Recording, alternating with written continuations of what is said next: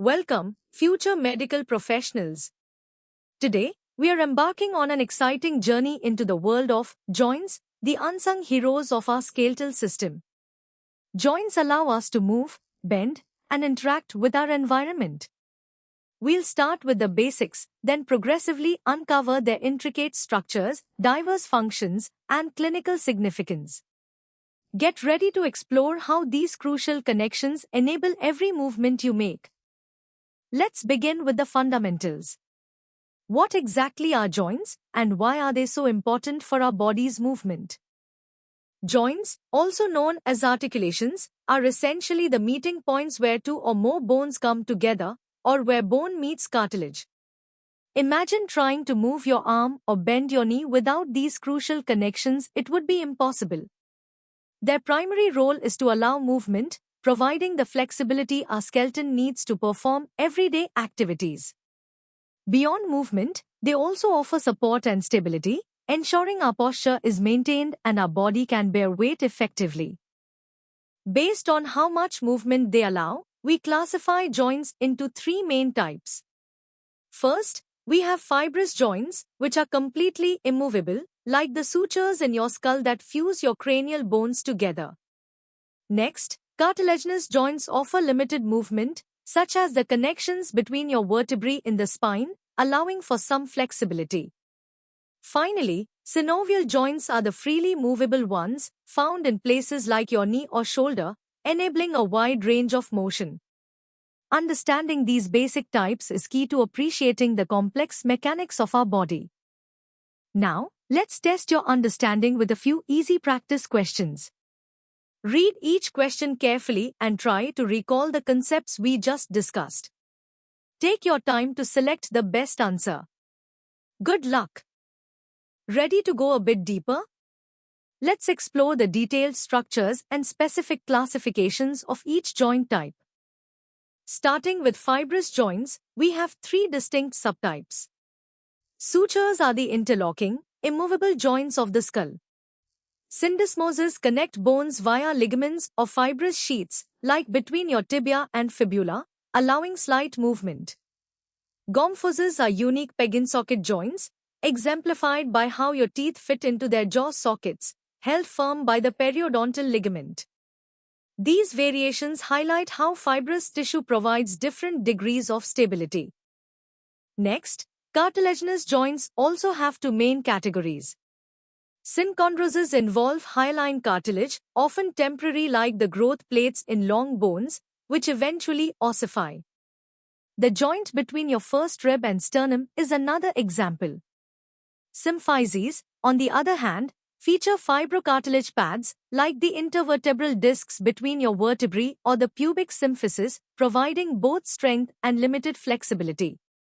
These joints are crucial for cushioning and slight movement. Synovial joints, being the most mobile, have a more complex structure.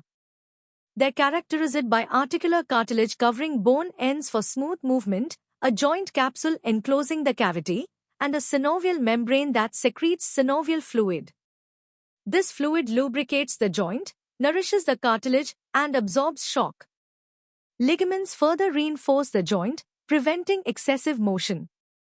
Some joints also have menisci for better fit and bursae to reduce friction, ensuring efficient and painless movement.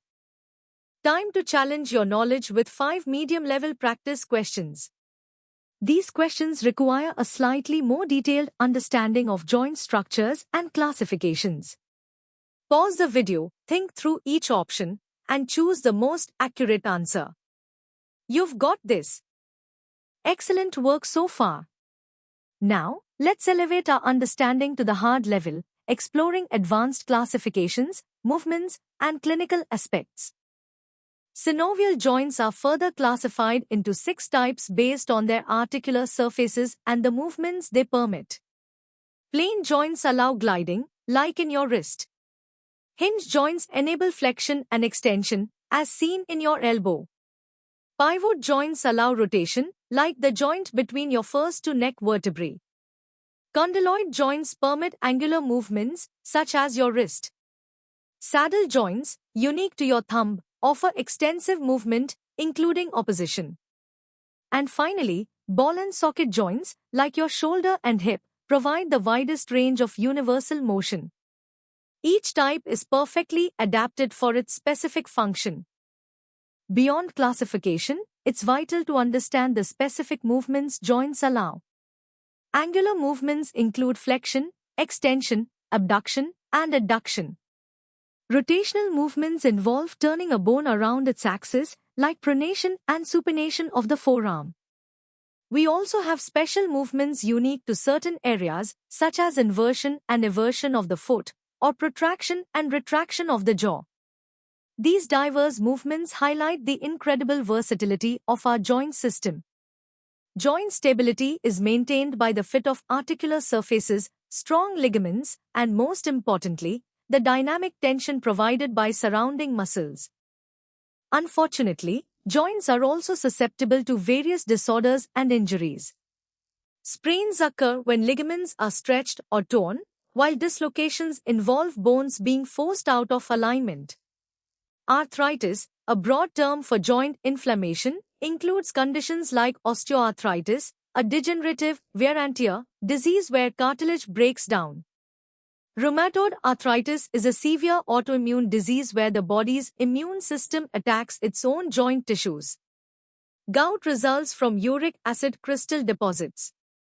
Understanding these conditions is vital for diagnosis and treatment in medicine. You've absorbed a lot of detailed information.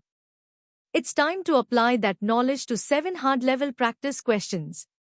These questions will test your analytical skills and your ability to differentiate between various joint types and disorders. Take your time, think critically, and choose the best answer. Keep up the great work. Are you ready to truly master the topic of joints? At the hardest level, we'll delve into biomechanics, advanced clinical correlations, and evolutionary insights, preparing you for competitive exams like NEET. Joints are not just simple connections, they are sophisticated biomechanical wonders functioning as fulcrums in our body's lever systems. We classify these into first, second, and third class levers, each optimizing for different mechanical advantages, be it force, speed, or range of motion. For instance, the elbow joint during a bicep curl acts as a third class lever, prioritizing speed.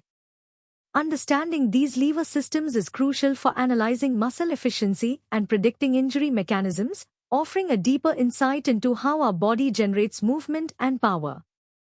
Joint stability and range of motion are governed by intricate factors. Articular congruence, how well bone surfaces fit, determines inherent stability, with the hip being more congruent than the shoulder.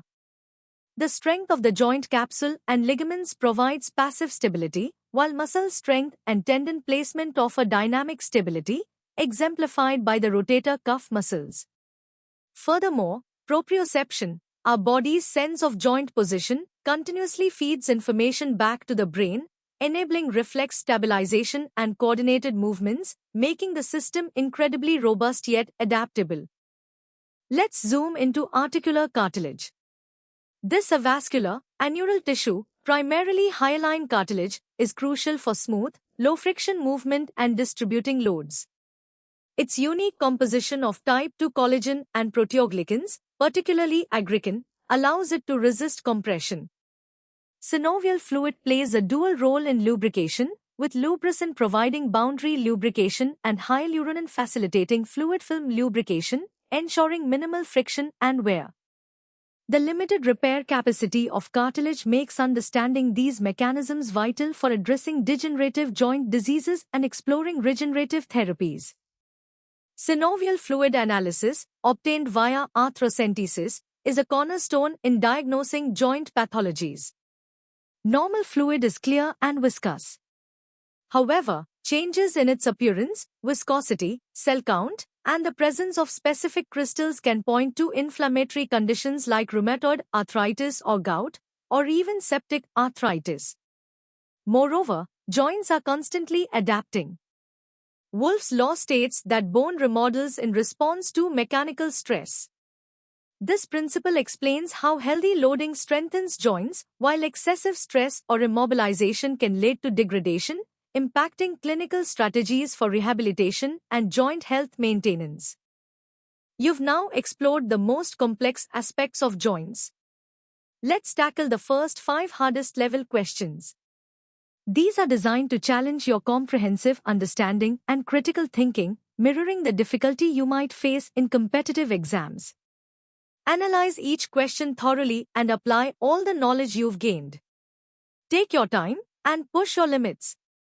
Fantastic effort! Now, let's move on to the remaining 5 hardest level questions. These will further test your ability to connect different concepts, analyze scenarios, and recall precise details. Remember, every question is an opportunity to solidify your understanding and identify areas for further review. Keep your focus sharp, and let's conquer these together. And that brings us to the end of our in-depth exploration of joints. From basic definitions to advanced biomechanics and clinical insights, you've covered a vast and crucial topic in human anatomy and physiology. I hope this session has not only clarified your understanding but also ignited your curiosity for biology. For more such engaging and comprehensive educational content, make sure to visit synapse.omaps.in. Don't forget to like this video, share it with your friends, and subscribe to our channel for continuous learning. Keep striving for excellence, and see you in the next session.